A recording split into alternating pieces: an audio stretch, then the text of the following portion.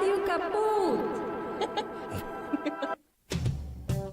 Radiocaput.com. Estás conectado. Estás en Caput.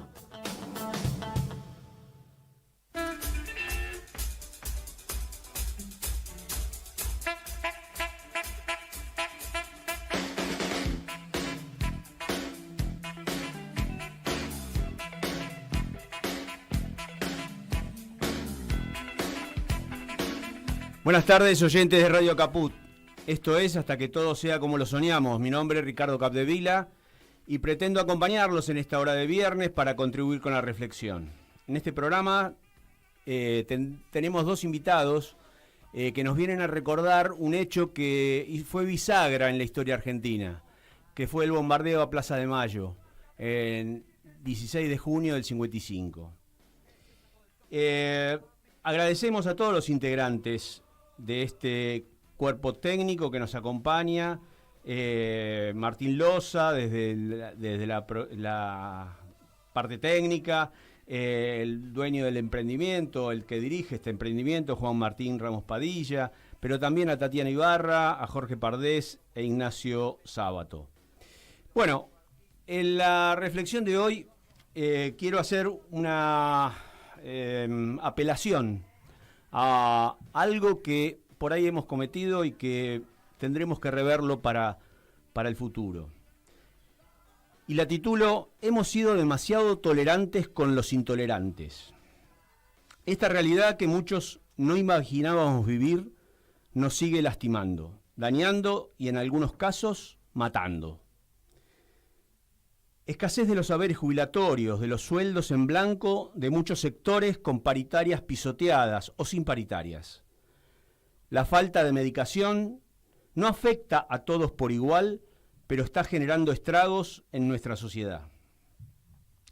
Veo mucha gente rota, y no hablo de mendigos, hablo de profesionales, intelectuales, que necesitan hablar de sus problemas y en su mayoría los callan. Algunos logran juntarse en grupos de WhatsApp o grupos autoconvocados, pero que solo sirven como catarsis, dado que sus acciones quedan invisibilizadas o circulan en íntimos chats que ya nadie llega a leer. Mientras este gobierno pretende convencernos que posee la hegemonía del poder, y muchos se someten a ella, en mi opinión solo tiene la hegemonía mediática, ya que a través de ella nos mienten con un relato que nos lleva a la autodestrucción. Esta semana sigue repercutiendo el drama de los sueldos del Garrahan, con una insensibilidad absoluta, pero con muy mala leche, declaraciones para justificar, desde que cobran más de lo que dicen, los números del INDEC para la canasta básica individual. Y lo dice alguien que cobra 5 millones por mes. Dice que una persona puede vivir con 13.000 pesos por día. Residentes que salvan vidas de infantes. Y el gobierno envía a funcionarios del mismo hospital a extorsionar a los residentes que levanten el paro con la promesa de duplicarles el haber, pero confrontando con sus pares médicos que no tendrían reconocimiento. Todo es muy violento. Este miércoles, en la marcha semanal de jubilados, tuvimos la adhesión del colectivo de Ni Una Menos, que pospuso su fecha del 10º aniversario de su creación para confluir con los reclamos de los adultos mayores. Y se sumaron otros reclamos, como el del Garrahan, los científicos del CONICET, los discapacitados y otros más. Quedó en evidencia que los aguerridos gendarmes y miembros de la prefectura solo les pegan a los jubilados cuando son pocos. No se animaron a aparecer en Plaza Congreso este último miércoles. Demuestra que Pato Bullrich, como sus esbirros, son muy cobardes y cagones. Eligen pegarle a los viejos, a defendernos de los enemigos que nos saquean territorios y riquezas, como Malvinas y el territorio del del Río de la Plata con el control de los puertos que fugan el producido de los saqueados. Pero simultáneamente con la masiva marcha, dentro del recinto del Congreso de Gobierno, se encontró con un cachetazo de los diputados al votarse afirmativamente 3 leyes que pasan al Senado respecto a la prórroga de la moratoria previsional, un aumento del 7 y pico por ciento de los haberes y una mísera actualización del bono de 70.000, y una ley de discapacitados. Desde el Ejecutivo ya amenazan con vetarlas si pasa por senadores, y los llaman a quienes votaron afirmativamente degenerados fiscales, chabacanería violenta por donde se la juzgue, con el argumento que es que no tendrían cómo financiarla, cuando en los mismos textos de ley aprobados están las fuentes de recursos propuestas. Siendo harto conocido su cinismo, están financiadas con presupuestos escandalosos la CIDE de Caputito, las represiones de la Pato y el pago de intereses de la deuda ilegal del Fondo Monetario Internacional con el otro Caputo en sus 2 intervenciones, 2017 y la actual.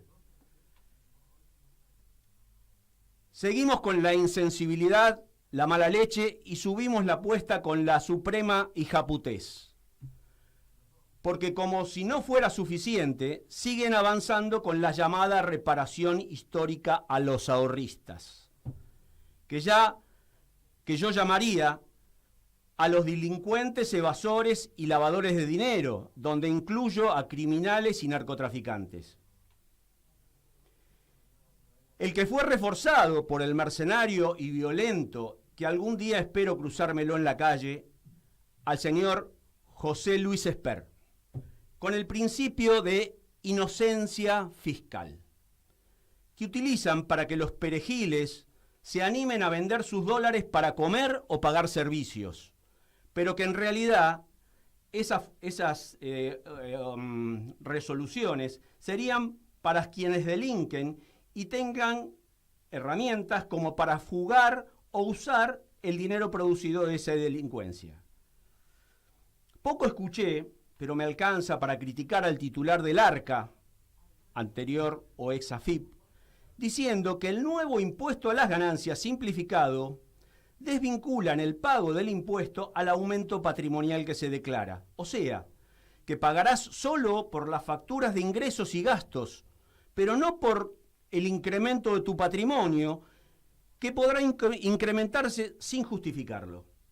Una aberración desde el objeto del propio impuesto, que deberían escucharse a los tributaristas hablar del tema y al propio Colegio Profesional de Ciencias Económicas, que esta semana estuvo de elecciones ganando un oficialismo por amplia mayoría, pero que no escuché críticas a este mamarracho que contradice la teoría tributaria.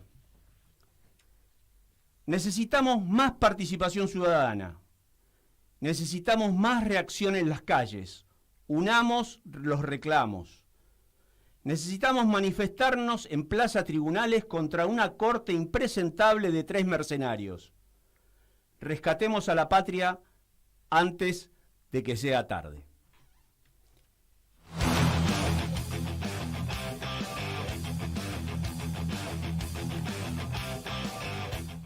En solo 5 meses, las fuerzas de seguridad hirieron a más personas que durante todo el 2024.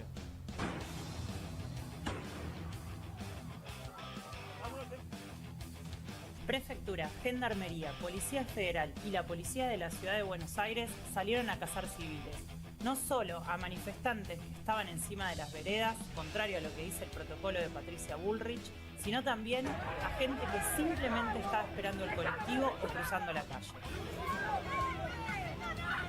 ¡Nombre! ¡Mira! La brutalidad de Patricia Bullrich y las fuerzas de seguridad no discriminan. Jubilados, menores de edad, periodistas, referentes de organismos de derechos humanos, curas y sacerdotes. La represión ordenada por Patricia Bullrich y ejecutada por las fuerzas de seguridad no solo dejó varios heridos, dejó también un saldo de 3 heridos de gravedad que hoy luchan por su salud y por justicia. Pablo Grillo sufrió un traumatismo de cráneo por el disparo de una bala de gas lacrimógeno. Le diagnosticaron hidrocefalia y ya fue intervenido quirúrgicamente en 2 ocasiones. El cabo Guerrero, el que disparó, sigue libre. Beatriz Blanco, de 81 años, fue gaseada y luego empujada por un oficial de la Policía Federal. Cayó al suelo y perdió el conocimiento. El policía de la Federal que la agredió aún no fue identificado. Jonathan Navarro fue disparado a quemarropa directo a la cara mientras ayudaba a 2 jubilados. Perdió un ojo. El agente de prefectura que disparó hoy sigue impune. Hay 13 causas judiciales y 2 habeas corpus presentados, pero la justicia no interviene.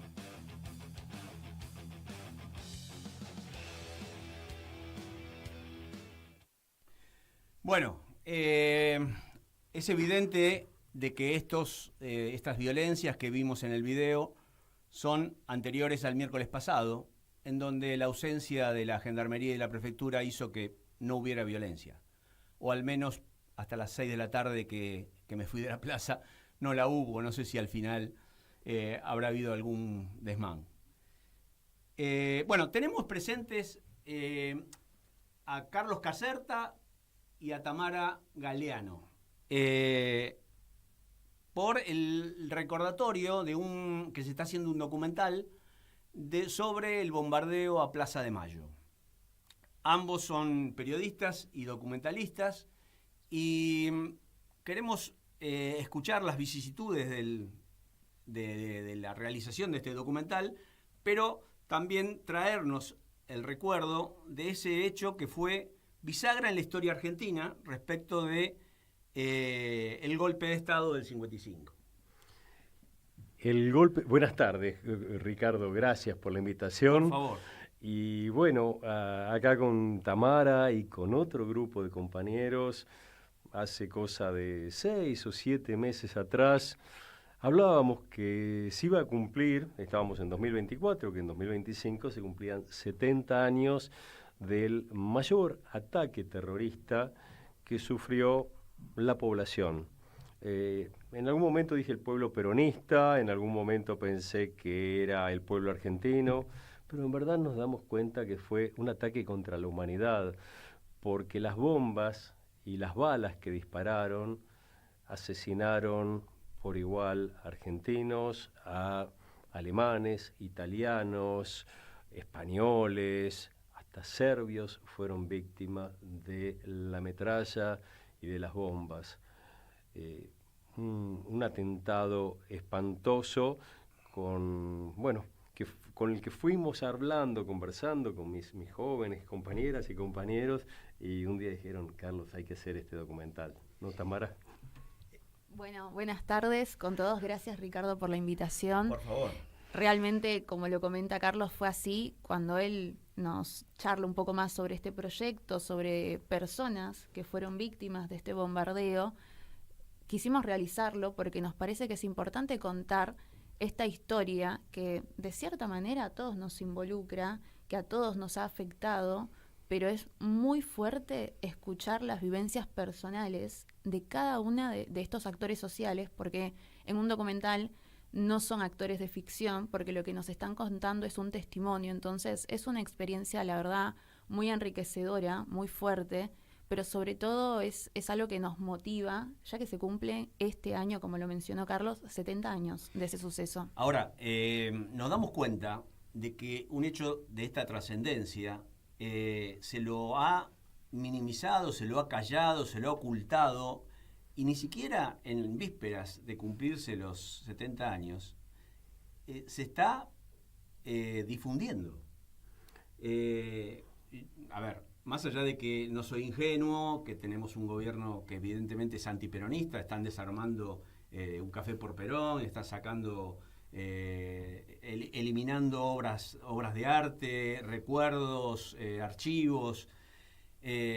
No soy ingenuo y evidentemente no pretendo que de parte del gobierno se reivindique un hecho como este, o se recuerde un hecho como este. Pero digamos, del lado nuestro, del campo popular, que se haga silencio sobre este tema, ya me parece mucho más intencional o hasta, no sé, cómplice, ¿no? Es muy sugestivo cuando hablamos con gente que estuvo muy próxima a esa realidad. En términos político-partidarios, en términos ideológicos, hay algo de lo que no se habla. Y de eso queremos hablar, pero queremos hablar no de números. Sabemos que hubo, por lo menos figuran en la placa del monumento que se hizo, que está escondido tras las rejas detrás de Plaza de Mayo, una lista de 309 víctimas fatales, más de 1000 heridos. Las víctimas podrían ser 50, 60, 80 o a lo mejor 100 más, por toda la gente que fue muriendo a continuación. Por supuesto. A ver, no solamente la muerte física en ese momento, la muerte traumática posterior a eso, que ha quedado gente que ni sabía dónde estaba, había perdido toda orientación, y las secuelas que genera un hecho como ese. Sí, las secuelas que genera un hecho de esas características, que bien decía Tamara, no es mucha la gente que ha sobrevivido a esa historia, y tuvimos la suerte de poder filmar con dos personas que eran muy jóvenes. Uno era un niño de apenas 10 o 12 años y otro de 16, y lo que nos transmitió fue conmovedor. Fue muy conmovedor porque, bueno, como les estaba comentando hace un rato, estamos trabajando con actores sociales, con personas que son muy grandes, que van desde los 40 a 80 años, hasta 86 incluso. Entonces, el llevarlos a ese momento traumático, a ese momento bisagra en su historia, es muy delicado. Entonces, lo que nosotros queremos realizar es con el mayor posible respeto posible, porque más allá de que es parte de la historia argentina, también es parte de su historia, los deja muy marcados y no es fácil. Si para ellos no es fácil recordarlo, creo que tampoco va a ser fácil que una persona que quiere, digamos, invisibilizarlo, lo pueda aceptar. Bueno, yo creo que son muy ricos todas esas entrevistas o testimonios, pero cuéntenme un poco más si obtuvieron alguna financiación para hacer este documental, si ya tiene un nombre y qué proceso de producción está teniendo con ideas de un próximo estreno. Bueno, en tema financiación, hasta ahora es todo por nuestra cuenta. Sí, militantes, sí, toda financiación militante del bolsillo de los que pretenden hacerlo. Pero si hay alguien que quiera ayudarnos a llevar a cabo el proceso que ahora estamos por encabezar, que es la postproducción, bienvenido sea. Bueno, háblennos. Estamos... Claro, mándenos un contacto, o ustedes tienen alguna cuenta donde transferir, algún alias. Nos pueden encontrar en Instagram como Espigas Cine, y ahí... Espigas Cine. Espías Cines, sí. En plural, espías. Y cine en singular. En singular, pero todo a continuación, sin puntos y espacios. Sí. Bien. Y bueno, digamos que el primer proceso fue la preplanificación, el ver a quiénes vamos a entrevistar, porque como mencionó Carlos, son 309 personas, de las cuales muchos ya fallecieron. Y no hay contactos de familiares o alguien que pueda dar testimonio. Claro. Pero lo gracioso de todo este proceso es que se han presentado personajes de maneras muy random. O sea, Carlos, un historiador, lo escuchó y era justo Héctor de Arriba había escrito un libro sobre el bombardeo, con testimonios que, bueno, después pudimos recolectar y entrevistar a otros personajes como Canepa, como el peluquero, que lo queremos muchísimo y ya queremos que los conozcan porque... son maravillosos y no voy a dejar de repetir lo agradecida que estoy de que nos hayan brindado su testimonio y su tiempo. Y bueno, la parte de producción, el rodaje también fue intenso, fueron momentos en los que claramente teníamos que acordar horarios en base a los entrevistados, en base a las personas que tienen este testimonio. La parte más dura, digamos, viene ahora en la postproducción, así que bueno, vamos a darlo todo y esperamos que ¿El título del documental ya está? Sí. Guernica. ¿Se puede dar? Sí, ¿lo decimos, Carlos? Dale, Decilo vos. Guernica en Buenos Aires. Bueno, tratemos de apoyar este proyecto que evidentemente nos traería a recuerdo un hecho de esta envergadura, pero no sé, si quieren contar alguna anécdota Hay muchas. de algún... Mira, hay muchas anécdotas. Precisamente la idea es poner en carne y hueso esta historia. Son seres humanos que fueron masacrados, que fueron despedazados por las bombas y fundamentalmente por la metralla, porque ametrallaron a la gente que transitaba por la calle, que estaba en las inmediaciones de Plaza de Mayo, ni siquiera con armas de puño. Estamos hablando con cañones antiaéreos, los que usaban los aviones caza, cañones de 20 milímetros, un avión que vuela 900 kilómetros por hora y dispara una bala gigantesca destinada para derribar otros aviones. Cuando impacta sobre el cuerpo de un ser humano, lo parte en pedazos. Y la cantidad de gente que terminó ametrallada es increíble. Entonces, vamos a contar esa historia, vamos a hablar de Natividad López, una chica muy joven, parece una mujer mayor en una foto que es emblemática del bombardeo, tirada en la vereda con una pierna despedazada. Ella había ido a buscar trabajo, no quería vivir siempre en la misma casillita, y vio 3 aviones. Se venía muy bajito y pensó que era el desfile aéreo, porque lo que vamos a mostrar es que fue casi una emboscada. Los diarios de ese día y previos avisaban de un desfile aéreo a las 12 del mediodía.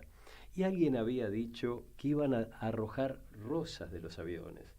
Difícil arrojar rosas de un avión que viene a 900 o no sé cuántos kilómetros por hora, pero eso se esperaba.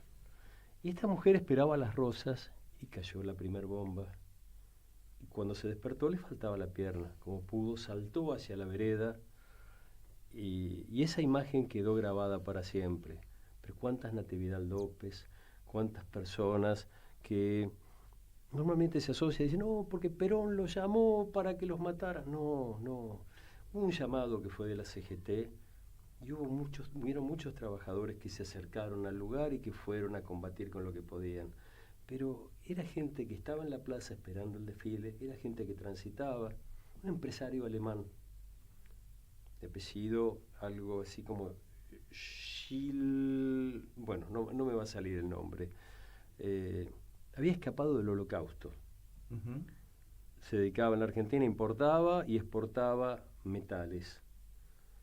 Cae la bomba, una de las primeras bombas, sobre el trolebús, mata en el acto a más de 50 personas que iban arriba de ese vehículo, gente que terminó destrozada, decapitada, y caen los cables de 600 voltios sobre los automóviles que transitaban. Y el empresario alemán que iba por su lugar y había sobrevivido al Holocausto, termina con un cable que cae arriba de su vehículo, muere electrocutado y carbonizado por el incendio que se produce a continuación. Es una de las imágenes del horror, pero hay testimonios que son de gente que estuvo más lejos, pero que vio cómo llegaban los trozos de cuerpos. Lo que contaba Susana Rambevere, que le había pasado con la infancia a Tamara. Que la dinamitaron. Y es muy duro escuchar eso, porque, bueno, hablo por mí, yo tengo 25 años. Claramente en la primaria y en la secundaria lo del bombardeo se comenta, pero muy por encima. Entonces, cuando Carlos nos viene con esta idea, empecé a interiorizar y en cada entrevista uno empieza a conocer más. Y lo que nos contaba Susana es que estaba con su hermano y su mamá y su tía empezaron a gritar porque no entendían qué pasaba, habían ruidos y eran ruidos muy fuertes. Y cuando ellas ven por la ventana, por una rendija, se les cambió el rostro, pero lo que hicieron fue salvarlos a ellos. Ellos no llegaron a ver lo que estaba viendo su mamá y su tía, que eran la cantidad de cuerpos. ¿En dónde estaban ellos? Estaban a pocas cuadras de Plaza de Mayo. Claro, avenida Paseo Colón y San Juan, camino obligado al Hospital Argerich, donde Susana decía que las tías decían que veían trozos de cuerpos. Nosotros le decíamos, no, Susana, serían cuerpos que estaban destrozados. Claro. Y puede ser. pero después, cuando tenemos el testimonio de un médico residente, 22 años tenía, un mes y medio decía que estaba en el Argerich, y cuenta que empiezan a llegar los seres humanos todavía vivos, destrozados, pero llevaban los pedazos de cuerpos, piernas, pies, brazos. Y No, qué horror, qué horror. Lo describe así: se podía armar un rompecabezas con los trozos de cuerpos que había en el lugar. Es durísimo y además, como comentaba Carlos, muchas de estas personas realmente estaban esperando el desfile. Susana y su hermano estaban yendo hacia la azotea, hacia la terraza, la tía los estaba llevando para que puedan ver el desfile, y cuando no llegan, creo que ni a entrar ni a subir, estaban a pocos escalones de llegar a la terraza, y ella ve lo que ella describe: aviones con una panza de fuego y un ruido atroz. Y nos dijo: a mí me dinamitaron la infancia. Realmente muy duro los relatos que me están dando, nos están dando, pero el tema es la ausencia de los mismos dirigentes del campo popular en ocultar estas cosas. A mí hoy en día el odio, la violencia, el revanchismo que uno ve en determinados seres que hoy nos gobiernan, pero que quieren borrar determinadas signos de populismo, como lo llaman, o de peronismo, es evidente de que el ser humano tiene una perversión, tiene una persecución hacia determinadas personas que piensan diferente, y con tal violencia y inhumanidad, evidentemente quieren borrarlos del mapa.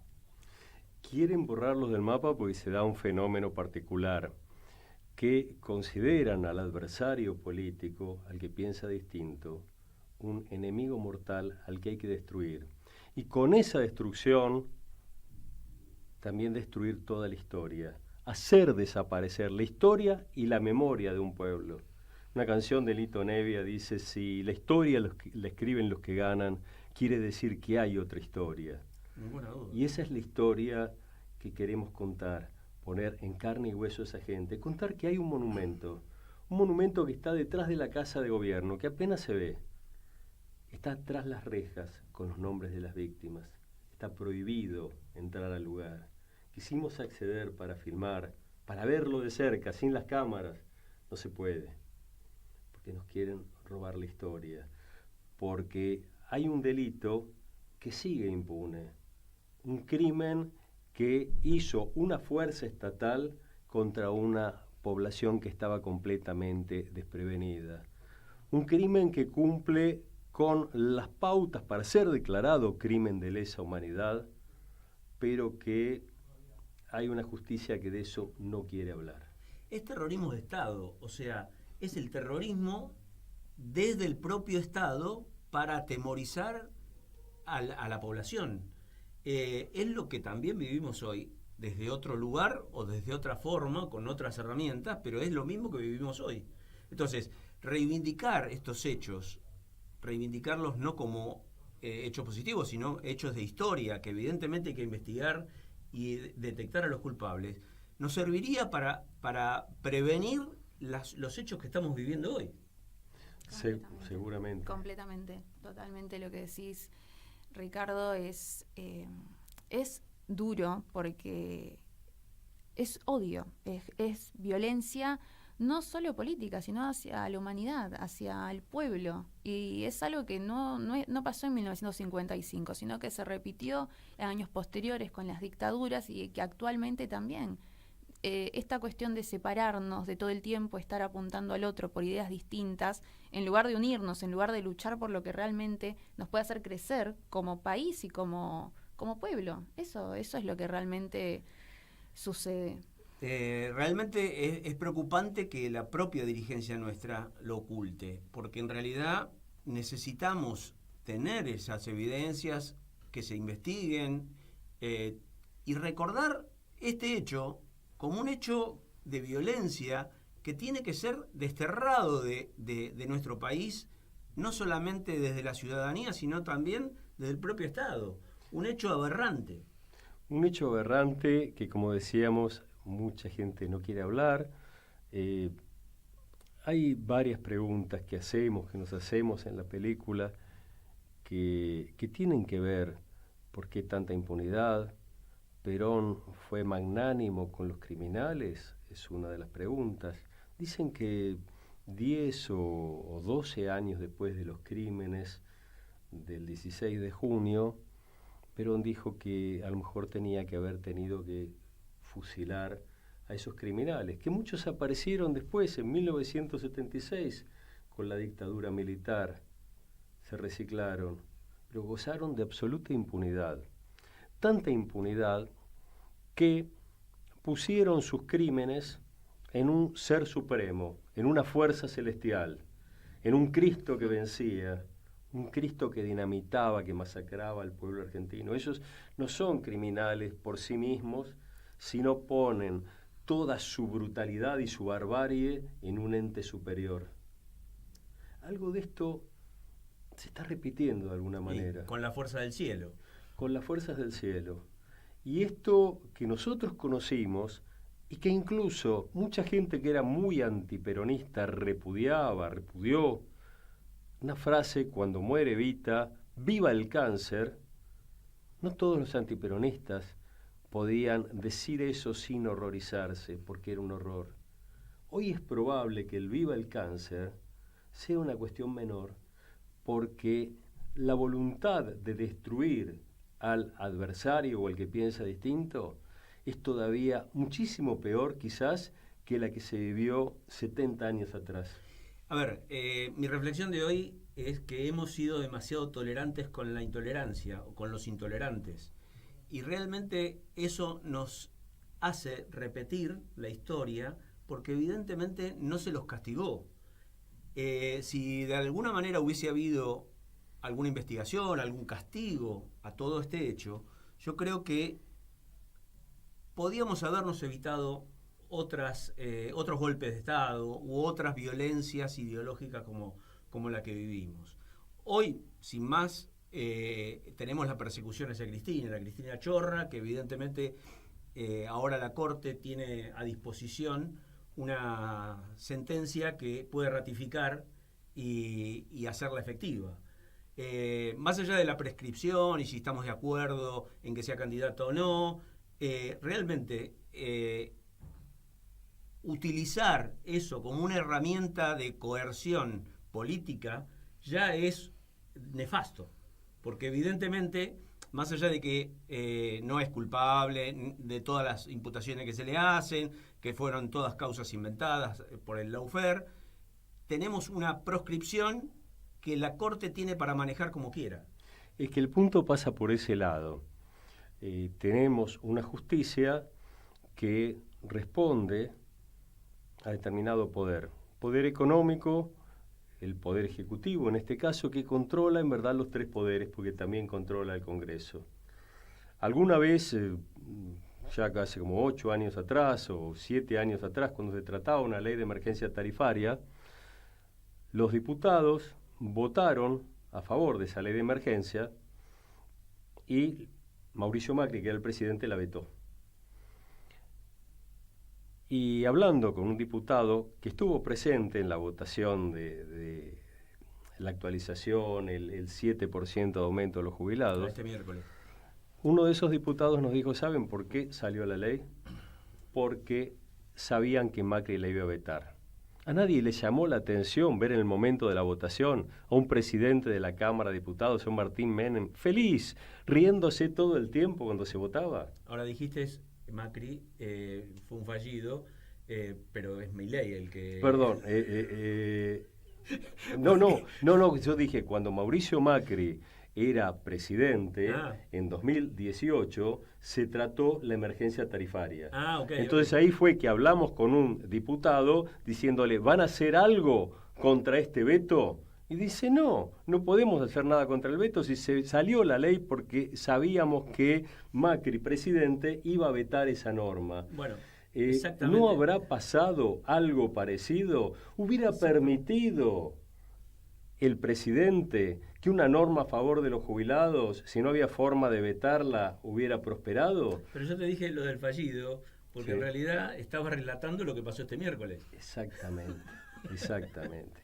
Entonces, creo que hay cosas que tenemos que preguntarnos. ¿Qué pasa cuando hay un partido judicial que no es exclusivamente la Corte Suprema? Una Corte Suprema que, hay que decirlo, tiene los miembros que tiene, no porque los puso Macri por decreto, no porque lo votó el PRO, porque no tenía los votos para ponerlo, sino fueron senadores que supuestamente muchos eran del campo nacional y popular, los que pusieron a los señores Rosenkrantz y Rosati en ese lugar. Entonces creo que tenemos que pensar qué es lo que pasa con un elenco estable que tenemos en el Congreso, que no siempre ha sido favorable para la población, para el pueblo argentino, para nuestra soberanía, pero fundamentalmente tenemos una justicia, como me decía alguna vez un juez federal, nosotros tenemos todos los privilegios, tenemos vacaciones cuando se nos da la gana, no pagamos impuestos, tenemos la posibilidad de terminar nuestro trabajo cuando nos dé la gana, porque no tenemos tiempo. Cualquier persona que trabaja tiene un tiempo para entregar el trabajo. Sí, sí, y si a eso le agregamos que de cada 100 causas que llevan adelante, solo 5 terminan en un juicio oral y público. Pero perdón, hoy tenemos la decisión ante la Corte de la inconstitucionalidad del decreto 7023. ¿No sería mucho más efectivo una inconstitucionalidad de semejante envergadura que un fallo de Cristina? Que evidentemente es anterior, pero que tiene mucha menos relevancia a la decisión de los argentinos, a la incumbencia de los argentinos, que un decreto inconstitucional, o que se le presenta como inconstitucional, que nos afecta a todos. Entonces, la Corte obviamente es un mamarracho. Tenemos 3 mercenarios que están ocupando cargos ahí, que evidentemente lo usan como un coto político, que no hacen justicia, sino que manejan la justicia a su criterio respecto de la utilización que le pueden dar. Y realmente estamos en un momento donde se debería replantear. Pero volvamos al documental, Tamara. ¿Qué es lo que le falta? La postproducción. ¿De qué recursos estamos hablando? De que obviamente ahí hay ediciones, hay que compaginar audios, compaginar imágenes, hay profesionales que están con el tema, sí. Pero obviamente, ¿qué falta? ¿Para dinamizar o, como dicen en los negocios, aceitar digamos, la producción para que salga? Bueno, sí, como les mencionaba, la parte de la postproducción suele ser la más dura y la más difícil, porque es como, con todos estos relatos que tenemos, cómo los elegimos, y además en documental es muy distinto como una película. Una película ya tenés un guión de entrada, que ya sabés cuántos segundos dura cada cosa, cada plano, ya está todo muy pulido. Nosotros en esta película y en el documental en general no tenemos idea de qué nos vamos a llevar de cada experiencia, porque capaz que pensamos que va a ser una entrevista suave, tranquila, que le va a dar un poco como de una pausa, digamos, a un tema tan fuerte, y termina siendo una entrevista muy fuerte, con testimonio. ¿Cómo compaginar eso? Claro. Y cómo matizarlo en un guión para que el documental cierre. Es así, bueno, siempre se dice a veces que un documental, el guión se va escribiendo antes, durante y después de cuando ya está todo montado, así que digamos que el que recibamos apoyo o financiación nos ayudaría mucho en cuanto a mejorar la optimización de los tiempos, de poder llegar más a la fecha, también de traslados, de si quedan cosas por cubrir. Tuvimos, como mencionó Carlos, un tema muy difícil, que fue el tema de resolver lo del material de archivo, que nos estaba costando bastante. Tuvimos un par de obstáculos en el camino, pero bueno, de a poco cada obstáculo se fue destrabando. Pero eso, o sea, todo apoyo es bienvenido, porque esto lo estamos haciendo sin un fin de conseguir $1 millón o sin un fin monetario, sino de que realmente queremos que esto quede para la historia, para nuestro país, y porque tenemos un compromiso con los entrevistados, pero eso, digamos, sería lo de la postproducción. Yo supongo que entre filmaciones que tienen un gran caudal de horas. Sí. Sí.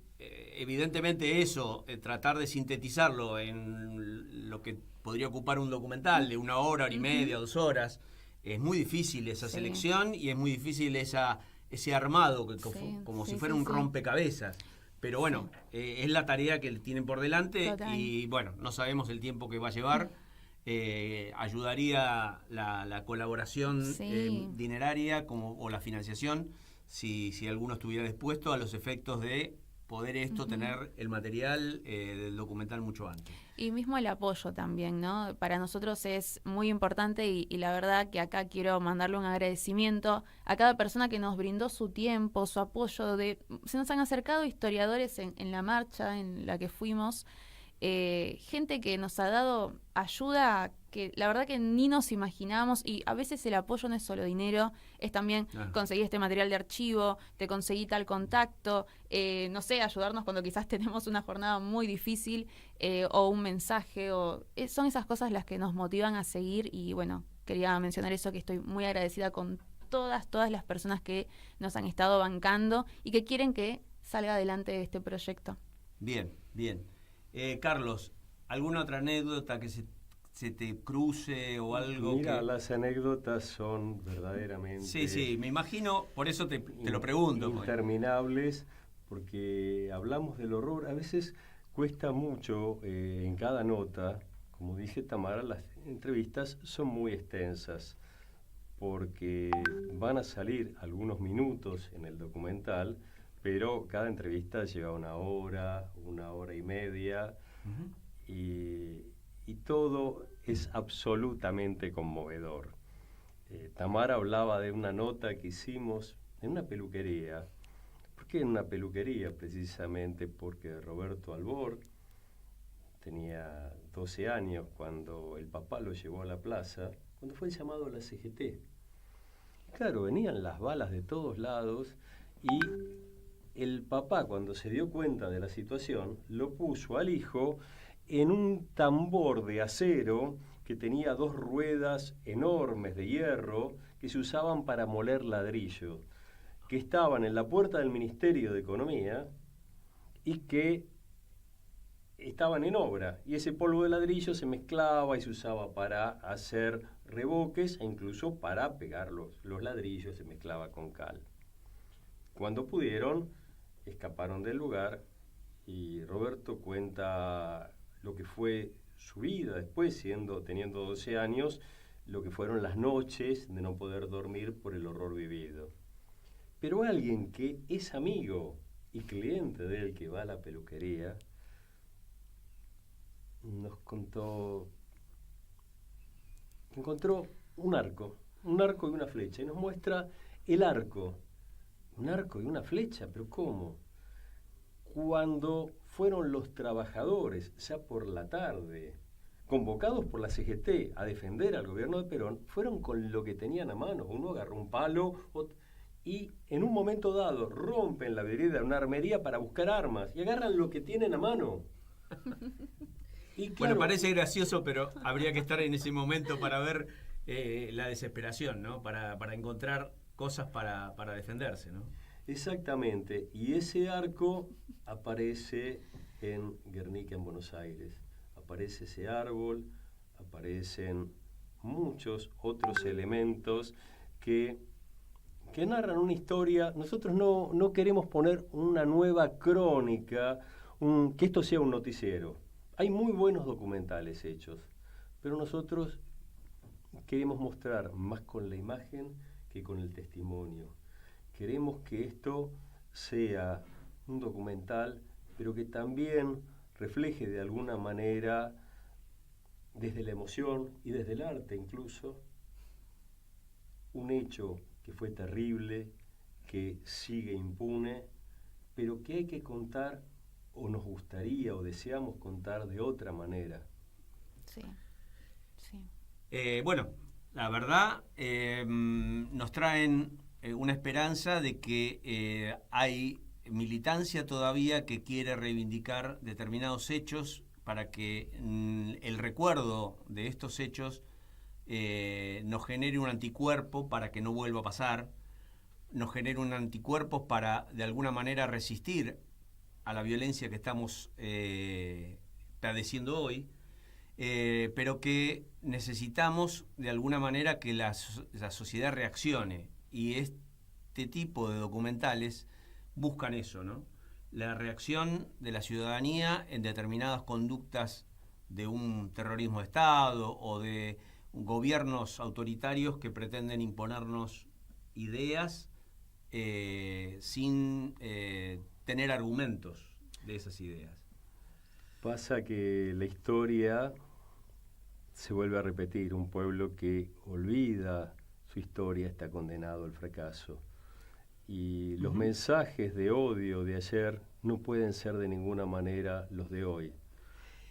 Yo creo que lo que vos acabas de decir, de que el que no tiene memoria, evidentemente repite los errores de la historia, realmente es lo que nos tiene que motivar a involucrarnos con la historia, con nuestra historia, a involucrarnos con lo que estamos viviendo y no desentendernos en que solamente en los legisladores. Algo que yo vengo hablando en este programa es justamente la participación ciudadana que debe, ante la falta de representatividad que nos estamos quejando, de que no tenemos candidatos, la participación ciudadana es la que tiene que empezar a suplir esa falta de representatividad.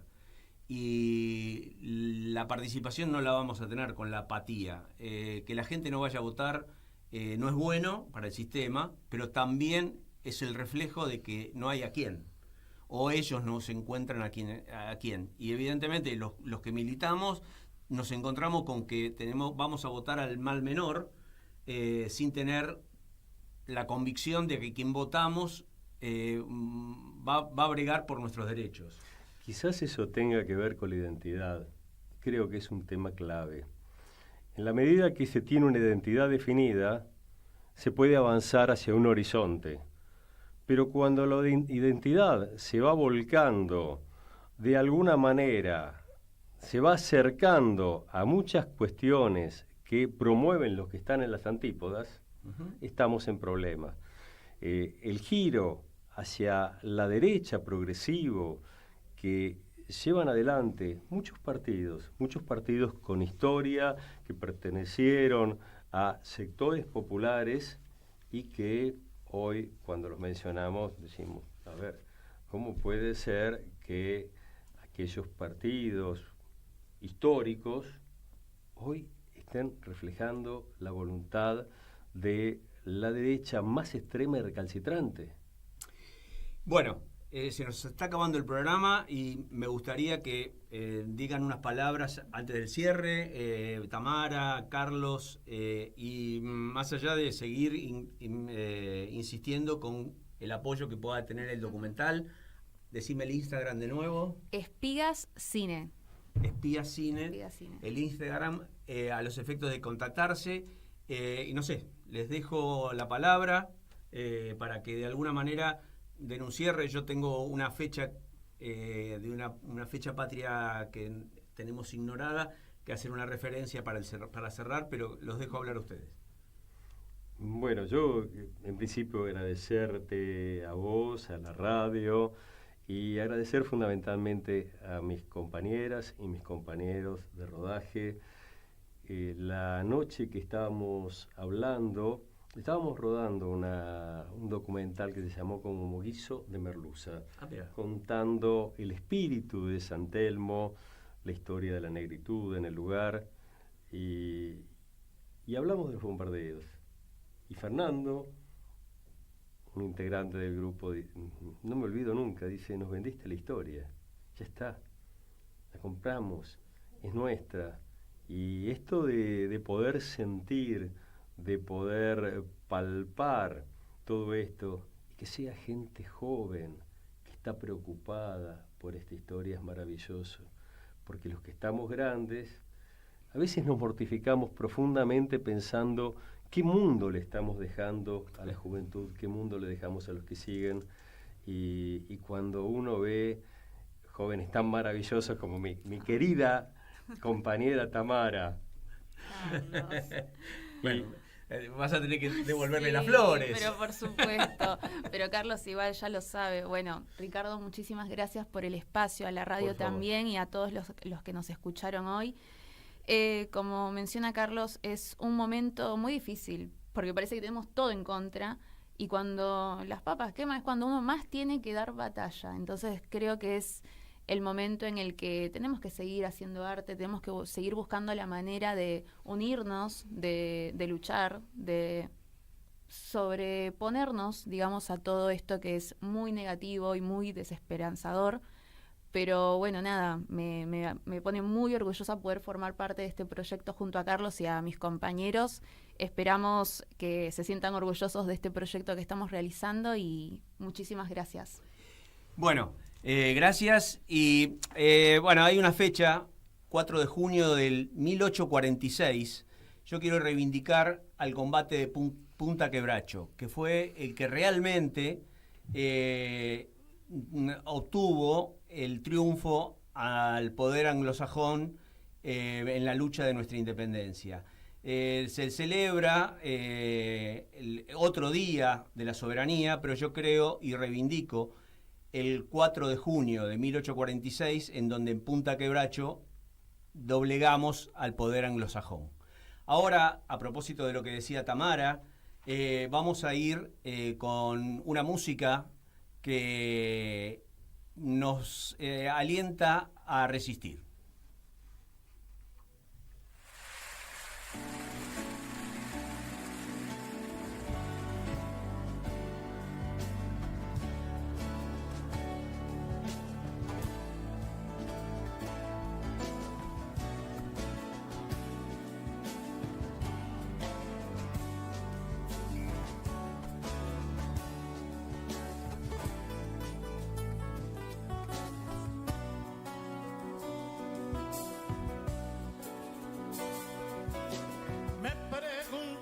Cómo vivía, me preguntaron. Sobreviviendo, dije, sobreviviendo. Tengo un poema escrito más de 1000 veces. En él repito siempre que mientras alguien proponga muerte sobre esta tierra y se fabriquen armas para la guerra, yo pisaré estos campos sobreviviendo, todos frente al peligro sobreviviendo, tristes y errantes hombres sobreviviendo.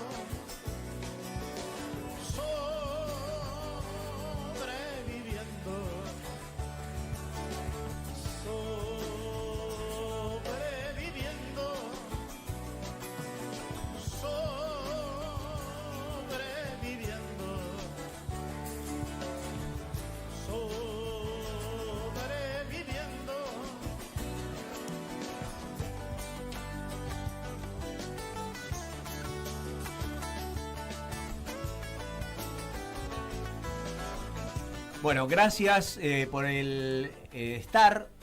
Volvemos a vernos el viernes próximo a las 15 horas en Hasta que todo sea como lo soñamos.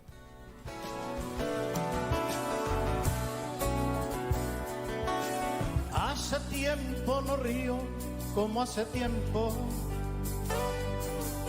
y eso que yo reía como un jilguero.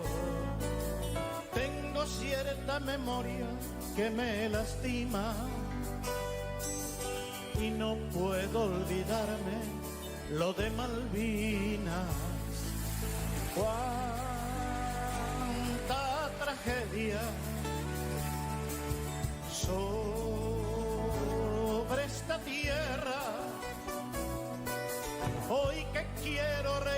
reírme apenas si puedo. Ya no tengo la risa como un jilguero, ni la paz de los pinos del mes de enero. Ando por este mundo sobreviviendo conmigo. Soy